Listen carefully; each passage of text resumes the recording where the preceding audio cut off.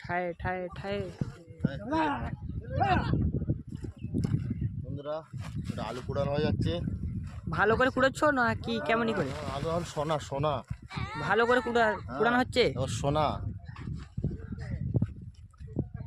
তুমি কিছু বলো, কেরকম আলু কুড়ানো হচ্ছে? ভালো কুড়ানো হচ্ছে না খারাপ?